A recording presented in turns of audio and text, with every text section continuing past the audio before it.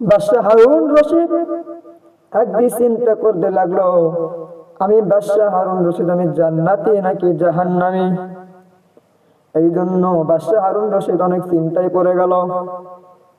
এই জন্য বড় বড় হুজুরদেরকে, বড় বড় আলেমদেরকে তার রাজপ্রাসাদে দাওয়াত করে নিয়ে আসা হলো। বাদশাহ হারুন যখন হুজুরদেরকে, ওলামায়ে কেরামদের যখন আপ্যায়ন করার শেষে বাদশাহ হারুন রশিদ ডাকদা বলতেছেন, ও হুজুরেরা, আমি বাদশাহ হারুন আপনাদেরকে কেন ডেকেছি, আপনারা কি সেটা আমার থেকে শুনবেন না? তখন হুজুরেরা ডাকদা বলতেছেন, বাদশাহ হারুন রশিদ, আপনি কিসের জন্য আমাদেরকে এখানে হাজির করেছেন, সেই প্রশ্নটা বলেন। এই কথা বলার পর বাদশাহ হারুন রশিদ ডাকদা বলতেছেন, হুজুরেরা, আপনারা বলেন আমি বাদশাহ হারুন রশিদ আমি জান্নাতি নাকি জাহান্নামী। এই কথা শোনার পর সব হুজুরেরা উত্তরে বলল, কে জান্নাতি কে জাহান্নামী একমাত্র আমার মাওলা ছাড়া কেউ জানে না, একমাত্র আমার মাওলা ছাড়া কেউ জানে না। বাদশাহ হারুন রশিদ এই কথা শোনার পর বাদশাহ হারুন রশিদ ডাকদা বলতেছেন, ও হুজুরেরা, তাহলে আপনাদের এত সুন্দর করে আপ্যায়ন করলাম, খিলাইলাম, তাহলে আমার কোনো লাভ হলো কি? এই কথা বলার পর বাদশাহ হারুন রশিদ মনে মনে চিন্তা করে, তাহলে কি আমার সমাধান কি আসবে না, না হলে কি আমি জানতে পারবো না? এই কথা বলার পর বাদশাহ হারুন রশিদ মনে মনে ভাবে, হুজুরদেরকে বিদায় দিব, বিদায় দেওয়া দেওয়া ভাব বিদায় দিবে।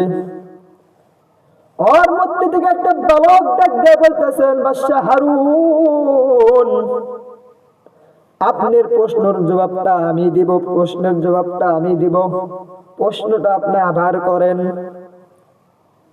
এই কথা বলার পর বাদশাহ হারুন রশিদ ডাক দিয়ে বলতেছেন, হে বালক, তুমি বলো আমি বাদশাহ হারুন রশিদ জান্নাতি নাকি জাহান্নামী। এই কথা বলার পর ছোট বাচ্চা বালক ডাক দিয়া বলতেছেন,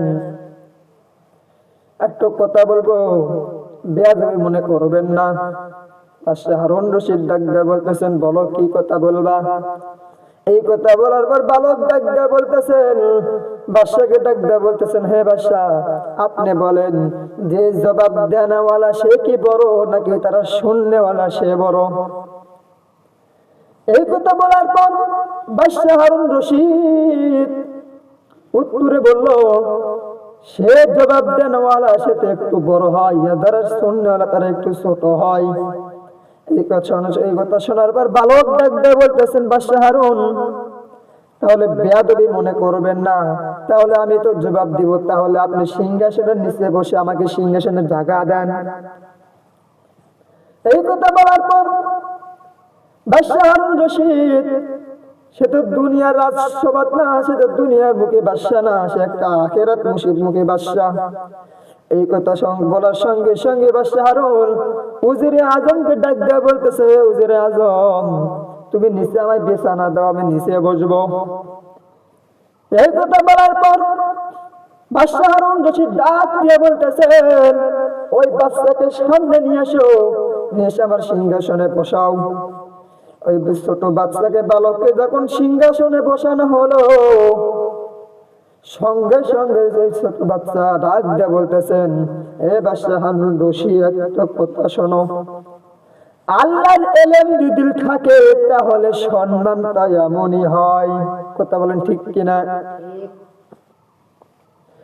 বাদশাহ হারুন রশিদ ওই বাচ্চাকে ডাক দিয়ে বলতেছেন, হে বালক, তুমি বলো আমি বাদশাহ হারুন রশিদ আমি জান্নাতি নাকি জাহান্নামী। এই কথা শোনার পর বাদশাহকে ডাক দিয়ে বলতেছেন, বালক ডাক দিয়ে বলতেছেন, বাদশাহ, আগে আপনি বলেন, আমি আপনাকে কয়েকটা প্রশ্ন করব, আপনি সঠিক সঠিক উত্তর দিবেন।